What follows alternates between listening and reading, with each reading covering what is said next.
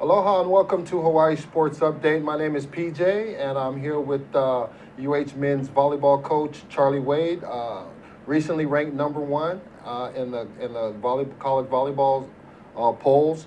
We'll be getting to Coach Wade in just a little bit and talking to him about the early successes and the tough MPFS league that the men's volleyball team plays in. But first, let's get up to date and bring to wraps the basketball season for the men's and women's. Of course, the women's basketball team was conference champions for the first time since '97, '98, behind Coach Laura Beeman. Was the third straight trip to the NITs for Coach Beeman, and a tough loss there on the road to St. Mary's. The men's basketball team went above and beyond expectations this year, winning 2 games in the Big West tournament. That's the first time that UH has won a game in the Big West tournament since they've been there. And Coach Benji Taylor led the team to a 22-13 record. And they have a lot of guys coming back, so the future looks bright for those guys. As for men's baseball, they just finished a 4-game home trip with New Mexico State, and they split 2-2 with New Mexico State. Right now, it seems like the pitching is in order with Brashears, Brewster, and another solid outing by Jared Arakawa. And as they head into conference play, Coach Trepp said those will be the 3 starters moving forward. So they're going to be on the road against UC Davis next week, and we wish the Bows baseball team luck on the road against UC Davis as they start Big West. Now, Coach Charlie Wade is in his 6th season with the UH men's basketball team. He was also an associate underneath Coach Dave Shoji for 11 years. The men's volleyball team is currently 17-3 overall, 12-2 in the tough Mountain Pacific Sports Federation conference. And Coach Wade, aloha, and thank you for coming to the PJ Sports Radio Show. Aloha, PJ. Thanks for having me. No problem. Coach, just tell us a little bit about, before we get into the volleyball team, about your journey of Southern California to Hawaii and how you came about landing on this beautiful island. Yeah, I got here in '95, Shoji and I had been close for years. I'd been sending players. I ran a club team in Southern California, and I'd been sending players to him for quite a while. I mean, dating all the way back to T. Williams, yes. Great player in the late 80s, early 90s here. Then I almost came in '92. But then in July of '95, we're at the year-ending national championship tournament, and Shoji asked me to go to dinner and said, hey, I need you to come train the team. That was just for the season at that point, 4 months. In those days they had a restricted earnings position. The NCAA would only allow you to make $12,000 a year. That policy was under litigation at the time. The NCAA lost that lawsuit, so then really in that first year I was here, they took that off the book. So when I originally came for 4 months and $8,000, and they changed it, and they were able to start getting me a little more money, and it's here we are 20 years later, 3 kids, a wife and a mortgage, and couldn't be happier. There you go, and rightfully so. It's a good thing they changed that rule. Now, let me pick your brain a little bit. We all know Dave Shoji's a legend. The most successful coach in Hawaii State history. Just tell us what it was like being underneath his tutelage for 11 years, and what he brought to you as a coach, as a recruiter, and so forth. Yeah, I mean, I think one, just working for the program and just the aloha that everyone in the state has for Wahine volleyball was pretty impressive. And I think for Shoji, I mean, one of the things that I learned from him was you got to kind of pick and choose your battles. He'll let a lot of the day-to-day stuff just kind of go and won't really get too worked up about stuff like as in a young coach that you think you always have to put out every fire and you have to address every issue immediately, when there's value in times in letting things just kind of play themselves out and if possible kind of resolving themselves, that you're not just getting in and trying to come in and like I said, put a quick fix on every little fire, so to speak, that erupts. Absolutely, and what that is that like him being above the situation, whatever it might be, that it's true that the head coach, they have associate coaches and stuff like that to try to put out those little fires and stuff before it gets to the coaches. Is that what you're talking about? Yeah, I mean that was one thing that I certainly view my role was as an assistant coach was to assist and to buffer him from a lot of that stuff as much as possible. And I think, like I said, a good way of saying it is just he would have the patience to let something kind of play itself out, whether if it was a situation with the lineup or a personality conflict with one of the players, or any number of things that could arise. Right. Just having the patience to let it kind of run its course a little bit instead of jumping in and trying to solve it quickly. Okay. Now, currently your team is on a 10-game win streak. The last time you lost, I believe, was February 6th to USC. And, while you guys were practicing for coming up for this season, when did you look at this team and think that this might be a special team? Well, we knew coming off the end of last year. Right. We won 13 times in the league last year. Yes. I know, by the way, that the loss to SC was 18-20 in the fifth, and we had a swing to win that match. Yes. So we've played at a high level for a long time. And like I said, at the end last year, we won 13 times in the league. If you look at the league standings right now, 13 wins, again, are going to be kind of middle of the pack. And 13 wins the year before were fifth place in the league. So we knew we were a good team last year, and that we had a really good core group coming back, and knew that we had a chance to be one of the premier teams, not only in the league, but in the country as well. Okay. Now, with your newly acclaimed #1 ranking, how do you keep the guys on course, and how do you keep them humble, and what's the outlook from here to the end of the season? Well, we got a veteran group of guys that have been through it a lot, and we have been, fighting and scratching and clawing for wins in the league. So I don't think anybody's taking anything for granted. We've talked all year about in our league, every night is a playoff game. And like we mentioned, we won 13 times last year, and it wasn't enough. So there's no games that you can take for granted. So, we've been pretty focused. The energy in the practice gym has been very high. The level of play, the execution has been very high. I haven't seen any kind of backing off. Certainly guys, there's maybe a little more swagger, a little more confidence to it, but in a good way. I haven't seen it be a distraction yet, and I don't foresee it to be a problem at all. Absolutely. Okay. Now, tell us about your 2015 recruiting class. Very highly ranked. You have a couple people who are going out, and Holt and Averill, and it seems like it's almost like USC. It doesn't look like you guys are rebuilding, you're just reloading. Can you tell us about some of the we really have done a nice job kind of stockpiling talent. It's one of the things that we identified years ago, that to be one of the premier teams annually, and every team in the league kind of cycles through a good group, and then there's a bit of a lull, then you build back up to it, and we're really trying to get to the point where our lull years are sixth place in the league, to stay one of the elite teams. And in order to do that, you have to stockpile talent. You have to have a lot of good players. So we've got a lot of guys that have been on the floor for us for a long time. And really, even though we are losing some pretty significant players off this group, we got a lot of good guys in the program. So we do have one of the highest regarded recruiting classes in the year. But the beauty is none of those guys need to come in and play next year. Right. They're going to get a chance to come in and kind of learn the culture and learn the system and train. And ideally, guys aren't going on the game or on the floor and competing for us in a game until second, third year, and sometimes fourth year. And even we see this year with a guy like Scott Hartley in his fifth year. Really is the first time he's getting a chance to compete. The more experience you put out on the floor, the better you can be. So having those older, more mature guys, and they're bigger and stronger and smarter, it's a big advantage. Okay, now when it comes to recruiting, what is your pitch about Hawaii? And because you seem to be getting international stars, you seem to be getting national stars, and also you seem to be keeping the local stars here too. So, I mean, that's a tough combination. That's what every coach really is trying to do in every sport. I just want to know, how you feel about doing it. And I'll say this, that, recruiting is hard everywhere. Right. I don't think it's any, an easy sell to convince people to go to Lincoln, Nebraska, or Ames, Iowa, or, and Honolulu's a beautiful place. Hawaii is a very special place to live and to go to school. We have a world-class university. We do have the advantage that volleyball is a big deal here. Absolutely. That it's all the games live on TV, live on radio, huge following in the community. That's nice. And Hawaii does kind of sell itself.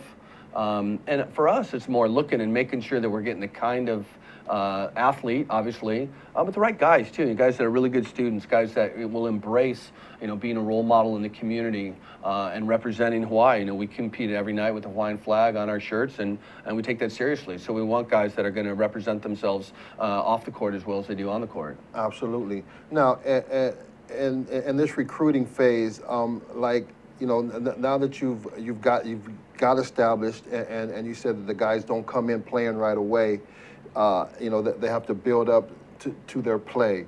Now, does that help to get them acclimated to just not only college volleyball competitively, but just college life, just basic college life? Yeah, I mean, guys, you're a freshman in college, you can do some pretty knuckleheaded things. Anything from as simple as just oversleeping and missing school or weights or something, to then, let's just say, some of the more dysfunctional social behavior that they may run into. First time out, on their own, so to speak. So, but again, the due diligence on the front end to know the guys that, it's not going to be a significant lifestyle change for them to fit into our culture and have their days be very full and very structured. But there certainly is an advantage for letting a guy have a chance to be on the ground and kind of figure it out. If the guy's good enough coming in as a freshman that can play, that's one, better for us, obviously, and that's a really good player. That's a guy that if he's beating out guys that have been in the program 2-3 years, he's pretty special. Okay. Now, like I said, you got international guys, you got national guys, you got some local guys.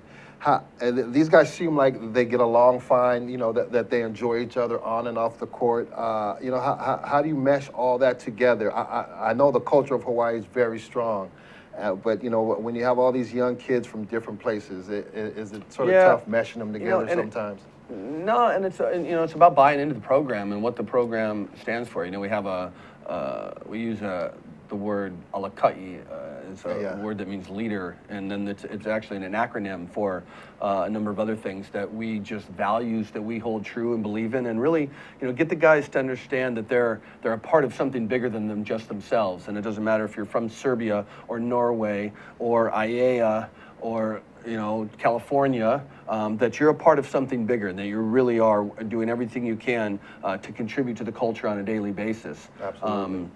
And it's worked out well. All right. Now, for the fans out there, the average fan, explain to them how tough it is being in the Mountain Pacific Sports Federation. It's almost like being in the SEC in football. Yeah, and I would argue, and some would, that it's even harder, because every year, last year was a perfect example where, again, we won 13 times and one of the best teams in the country and finished 9th in the league. It's just brutal. But the beauty is, every night, you got to show up ready to play, and that's what we're saying. Like, every night's a playoff game. They all count the same. You see often in our league where a team at the bottom of the league, team that happens to be last in number of wins, will beat one of the higher ranked teams or the number 1 ranked team. That happens from year to year. So it is absolutely the most ultra competitive conference in all of college sports. And it provides our fans with a really entertaining product every night. It doesn't matter who we're playing; they're going to be really good. Part of it is there's so few teams in men's volleyball that everybody, and only 4.5 scholarships, everybody's got really good players. Right. So it makes for a really competitive product. All right. Well, if you guys just joined us, we're here with UH men's volleyball coach Charlie Wade, the #1 ranked Rainbow Warriors. We're going to go on a commercial break, and when we come back on the other side, we'll be speaking some more with UH men's volleyball coach Charlie Wade. Inspired by an ancient culture, classical Chinese dance, vigorous physicality, timeless stories, 5,000 years of Chinese music and dance, Shen Yun presents authentic Chinese culture. Coming to Blaisdell Concert Hall, May 8th and 9th. Tickets at shenyun.com or call 808-792-3919. Aloha, Yappers, and a Happy New Year. I'm your host, King Zilly. From inner city out to the platform and now the Yap Show. It's a new year, and most would say a new beginning. So this is a call to action.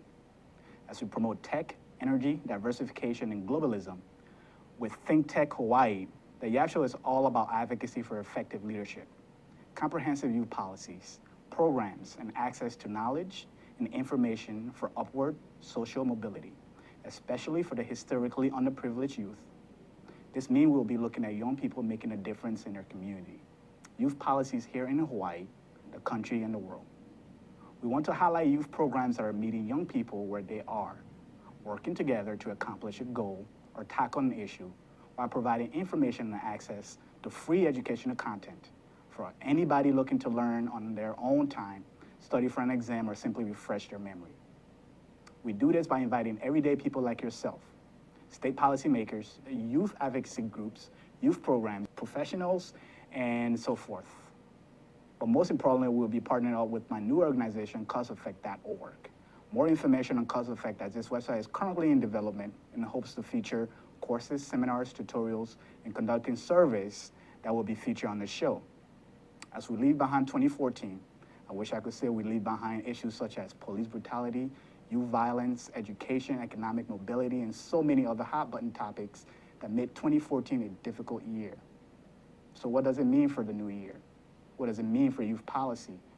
What does it mean for Hawaii as a whole? And most importantly, how does it affect you and your community? We want you to tune into the YAP Show at 3 p.m. Friday and find out. Aloha. Welcome back to Hawaii Sports Update, and we are here with UH men's volleyball coach Charlie Wade of the newly #1 ranked Rainbow Warriors, and sitting here just talking a little bit of story about his journey to Hawaii and about the #1 ranked team. And well, let's go back to the recruits for a minute now. Three of these guys were on the U.S. junior team. Is that correct? Which three were they? Technically, it's a youth team, which is just an age group below, but they're national team level, compete internationally for U.S. We needed, there were three of our most pressing needs. We got what we think is the #1 middle blocker in the country, kid that's 6'9", 6'10" kid from Fresno, California, played on a national championship team last year, Patrick Gassman.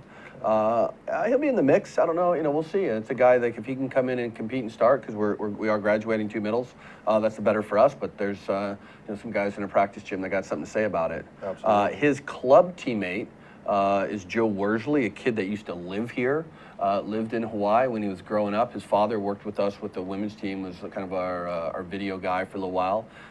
His father's also the coach of the national championship club team that Pac Rim that he played for last year.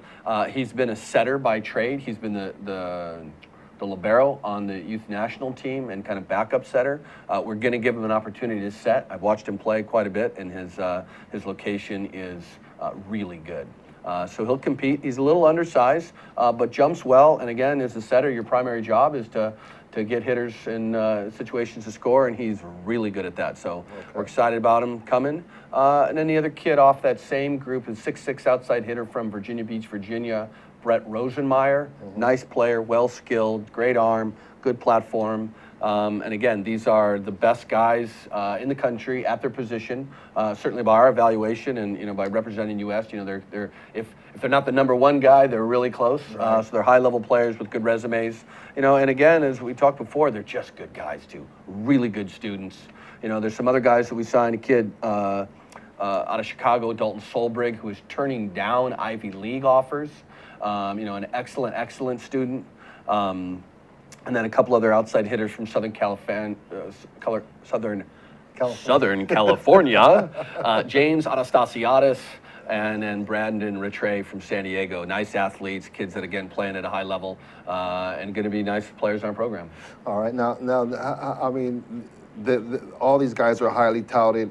Your team is highly touted, and like I said, it just seems like you guys are just reloading, and that must give you some comfort to know that the tradition as far as volleyball is set in Hawaii, on both men's and women's side, and when people come here, they know they're coming to a good program and with good coaching and a chance to play in the postseason. Well, and one thing that we recognize, when I first came back, we were good. We made the playoffs a couple of years, and now 6 years into it, we're finally getting what I say, stockpiling talent, where we have these really blue chip level recruits that we don't need to go in the game. They're going to get a chance to work and to get experience and get stronger and just get seasoned more, where you're not having to shove those young guys out there and compete.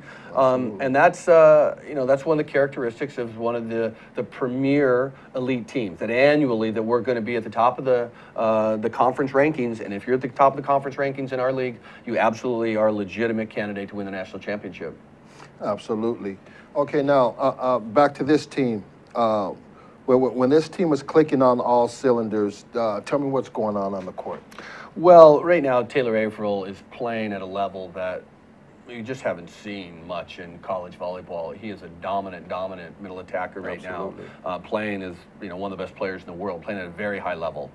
He scores at a ridiculous rate. So when we're going well and we're receiving serve, our offense does kind of work inside out, where you're going to have to stop our middles. Davis Holt's hitting for a nice number 2. And that really kind of opens things up for the outside hitters, and it forces the other team to really have to spend a lot of time thinking about stopping the middles, and that time usually takes that they have to jump. They have to commit guys to jump with our middles, and then that leaves the guys on the pins one-on-one. We also have become more mature, more disciplined from the service line. Defensively, when we start getting on a roll, we're touching just about every ball that's being hit at us, and that may sound simple, but there are times when other teams really start going offensively that they're just scoring, beating your block, beating your defense all the time, and we've had this characteristics while they may get some isolation early, but once we kind of settle into a rhythm with them, that we're getting hands either in the front court or in the back court on everything coming at us. So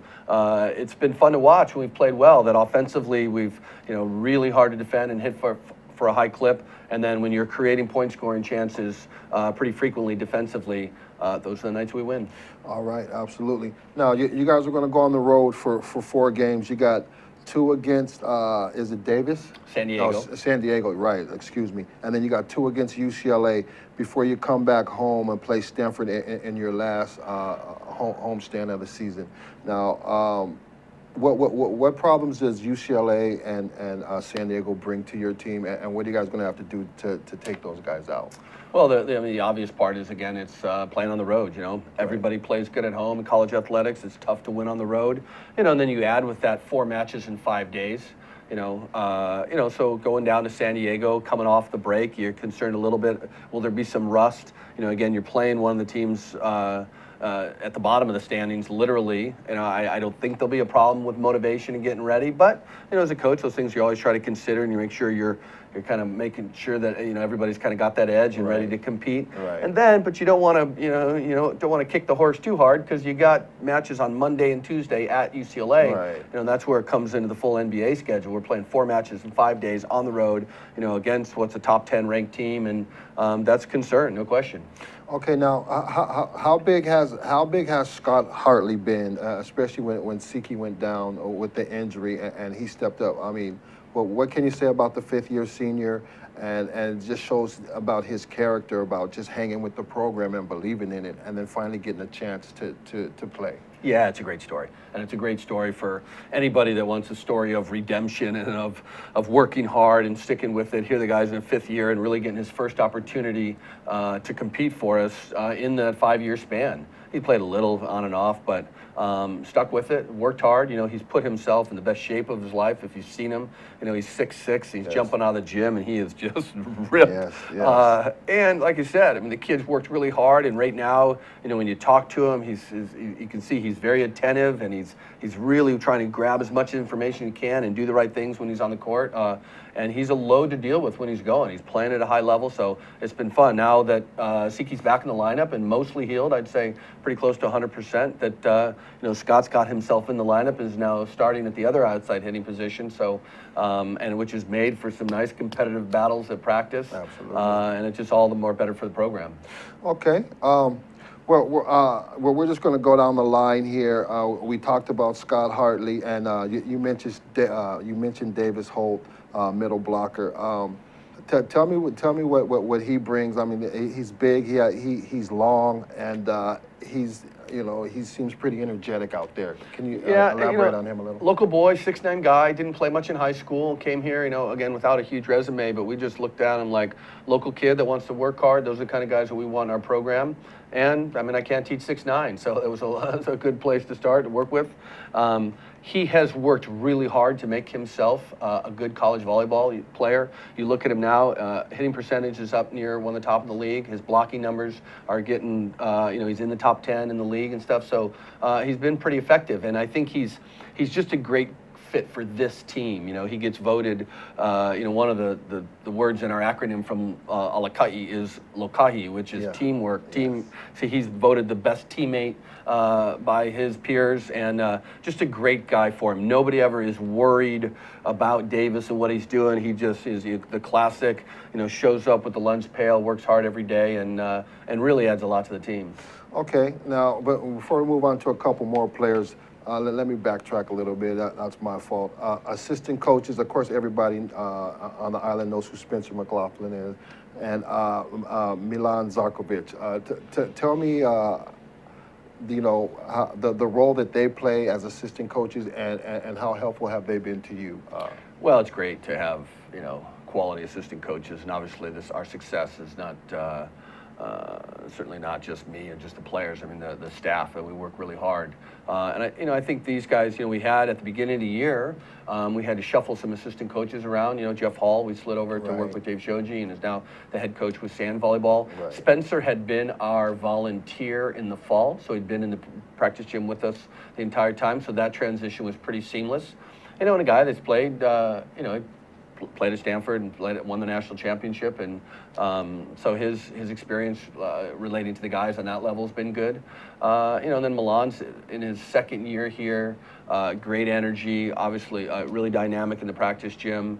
We have long discussions about what's going on in the practice gym, and it's just, I think that the passion and energy that he has, translates to things we're doing in the practice gym and ultimately in the game.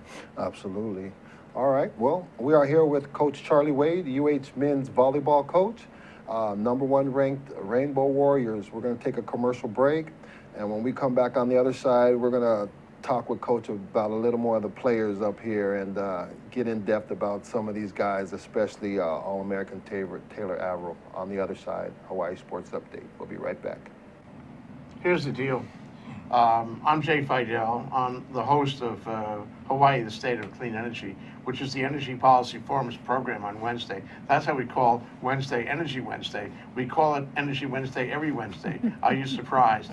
Okay, and we get guys like Jim Alberts here from Hawaiian Electric who can tell us what's really going on in energy. We want to be informed. It's so important. It's the most important initiative in our state. Clean energy is major, okay? And that's why we cover it on this show. That's the deal. What do you think, Sharon?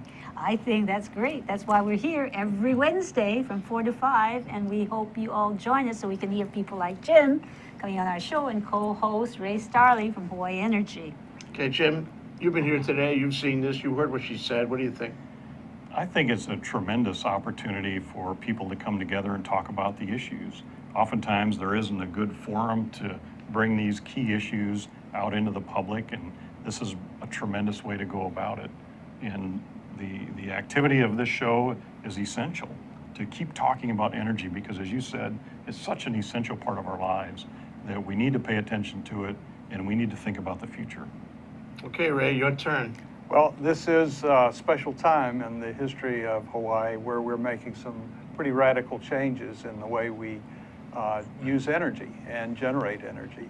And this show is the one place you can count on coming to every Wednesday and hearing something about the latest issues that are on the table, being discussed, that will affect us all going forward. So come join us, and if you have some ideas you want to share with us about energy, give us a call and let us know.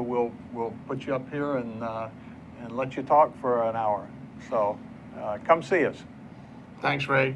Thanks, Sharon. Thanks, Jim. It's great to be, from Think Tank's point of view, it's great to have this show. We love the show. It's our most important show. So come around and listen to us 4 to 5 on Wednesday. Thanks a lot. Bye. Aloha. Aloha. Ted Ralston, folks, host of our show at Think Tech Hawaii called Where the Road Leads, where we talk about technology influencing the future of Hawaii. Technology, of course, is the art of solving problems. We always bring in interesting and informed guests who can see from different perspectives and different points of view how that future might unfold and how technology can assist us in getting there. So once again, join us 4 o'clock to 5 o'clock on Fridays. Ted Ralston, your host. And please, if you have ideas that you'd like us to address on this show or folks who you think should be on it, let us know.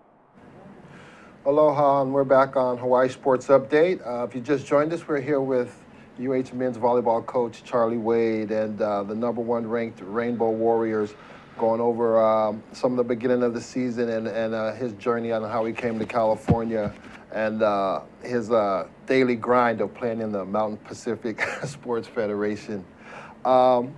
Getting back to a couple of players, local boy Kobe Kanataki, the libero. What does he bring to the team? Well, he's the classic kind of gym rat kid. You know, he really has worked hard. He certainly has logged the most hours on his own in the gym since he's been in the program. And again, a guy that's just made himself into a really good college level player. You know, he's been recognized this year as Player of the Week as a libero, which is unheard of. It never happened before in our program's history, and couldn't be prouder of the kid. You know, he came to camp when he was like in the 10th grade, and I've seen him, and you know, come join the program, and he's just worked his Akole off every day, and you know, just really proud of the kid and great to have him in the program. Absolutely. Now, when you see a local kid like that, like you say, you've known from the 10th grade, and you've actually been there and seen his improvement from the 11th grade to the 12th grade to even in his years in college. You know, what is that? How does that make you feel? And how happy are you to see a guy improve so much? Yeah, it's great. You know, I mean, that's the whole thing. And not only has he become a better player, he's just a better dude. You know, you see that he's grown, he's more mature, he's more confident.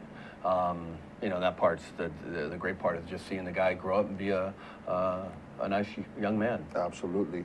All right, now Jennings Franciscovic, your setter. I mean, this guy's on point. He distributes the ball, you know, like you were saying earlier. Once they have to stay conscious of the middle, then he just starts picking you guys, picking apart the opponent on the outsides. Well, what does he bring to the team, and what kind of student athlete is he? Well, he's a nice athlete. You know, he was a basketball player growing up, and he's what I'd call pretty bouncy. You know, he has close to a 40-inch standing jump. Wow. You know, and he's 6'5", 6'6", so he's pretty physical in terms of playing above the net. You know, as a passer, that you can pass the ball that's literally intending to go over the net, then the setter jumps up, picks it off, and really stresses the defense. You know, and it helps keep the middles attacking at a high point.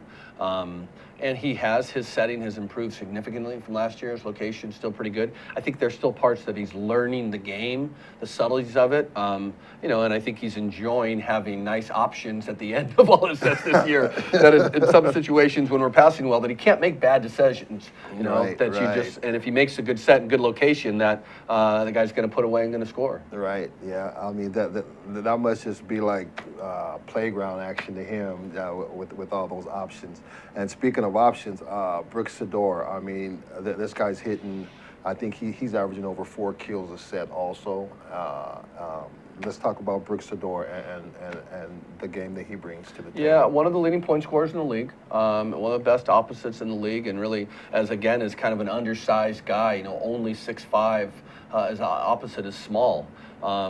Big serve, has had that, you know, early in his career when he wasn't a full-time 6-rotation player. He was a serving sub, and he is one of the best serves in the country. He absolutely can score and go on scoring runs at any time.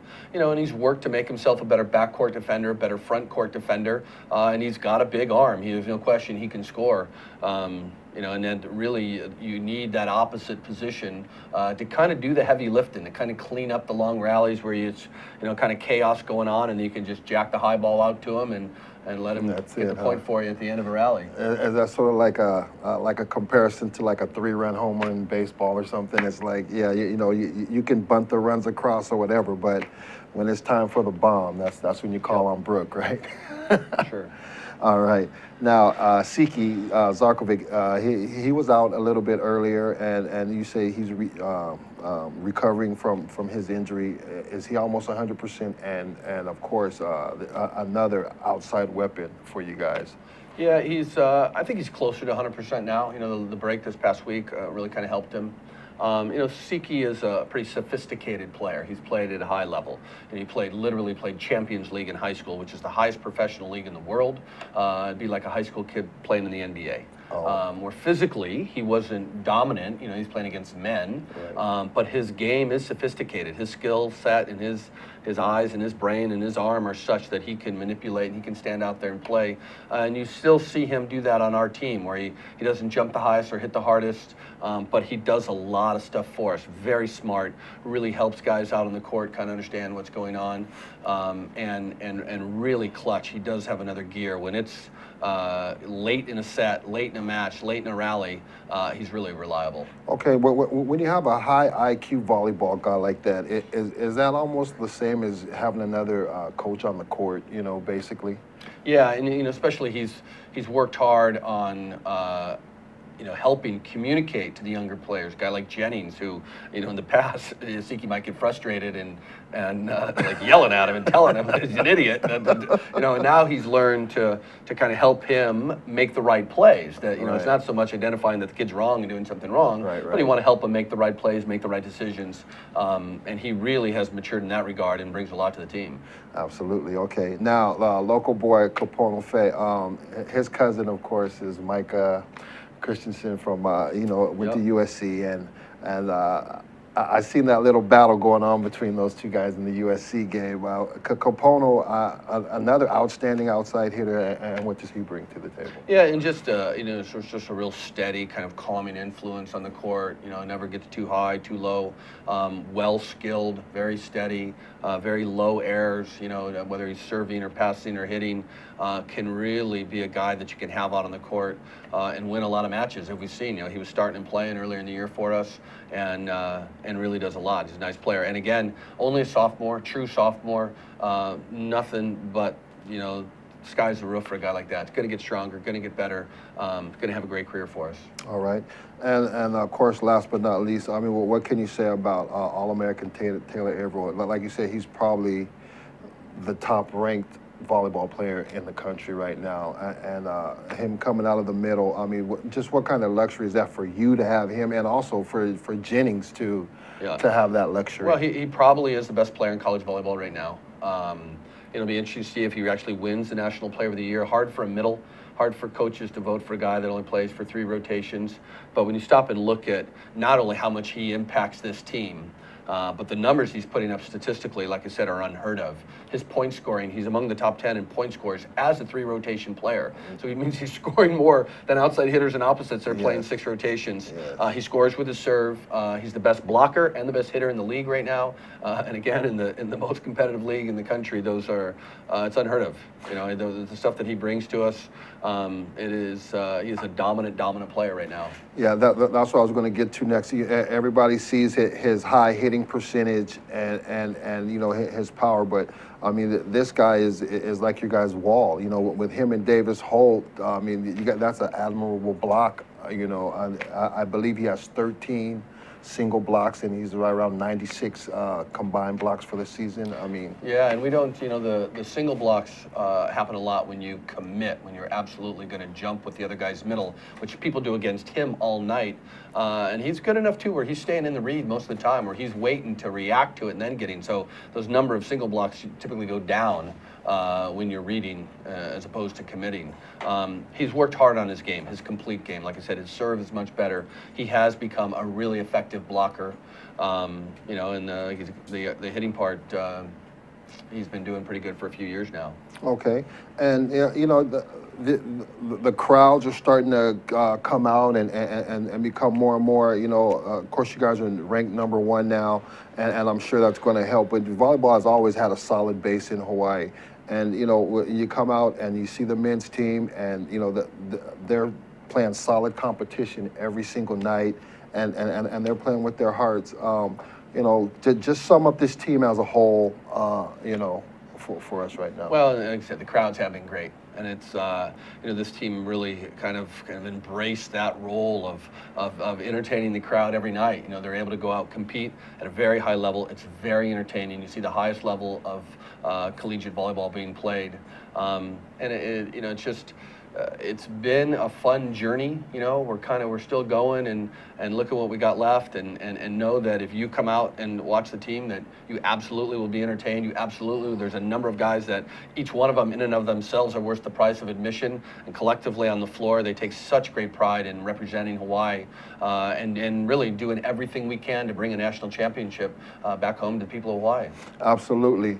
Now, with this team and with Siki, you know, being almost back 100%, and Scott Hartley stepping up, I mean, and also being in the tough conference that you're in, are you guys not? I know you're not overlooking the rest of this tough conference, but you know you're going to be in the playoffs already, and you know you're going to make a run at that national championship. Is that in the back of these guys' mind at all?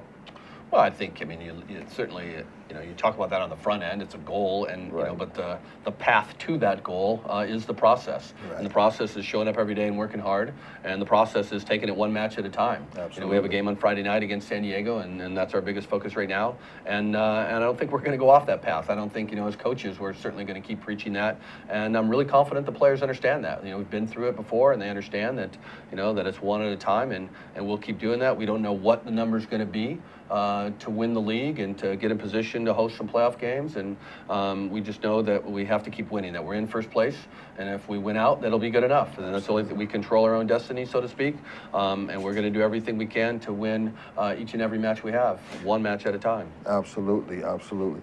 Now, with that being said, you know, this 4-game road trip, how big is this for you guys to you know, go 4-0?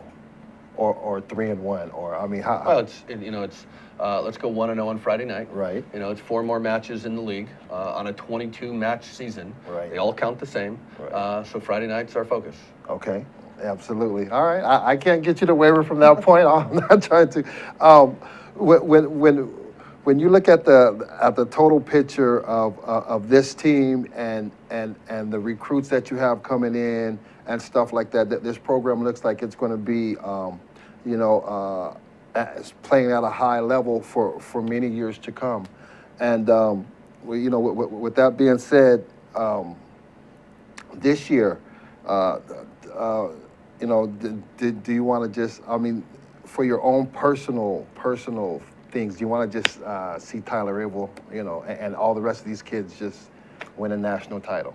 Yeah, and really, you know, again, I got here in '95, and one of the things that just struck me, you know, playing in the Stan Sheriff Center in front of those fans, and just how much it would mean to the people of Hawaii to win a national championship. That, you know, that was my obsession for 11 years when I was with the women, and now 6 years into it with the men. That it's absolutely our obsession, and that that we are seeing some of the characteristics of what the elite programs have. You know, no one in the MPSF wins the league every year. Absolutely. It's unheard of. Absolutely. You don't have one team that wins every year. That's not reality. Right. But there are the perennial, you know, good teams. The teams are at the top. Even then, they'll cycle out of that top group once in a while. And like I said, I think that's a product of the 4.5 scholarships. It's really hard to stockpile talent, but we think we're well on our way to being annually one of the best teams, not only in the league but in the country. Absolutely. Well, you've heard it from UH men's basketball coach Charlie Wade. Volleyball. I mean, yeah, excuse me, I'm sorry. Men's volleyball coach Charlie Wade, I apologize. 17-3 overall, 12-2 in the tough MPSF. They got a 4-game road trip coming up, and then when they come back, they play Stanford for 2 home games. You guys go out there and support them when they come back and play the Stanford Cardinal. Then they're going to get ready for the playoffs. Coach Charlie Wade, much mahalos from Hawaii Think Tech and the Hawaii Sports Update for joining the show. Thanks for having me. Let's do it again Aloha. sometime.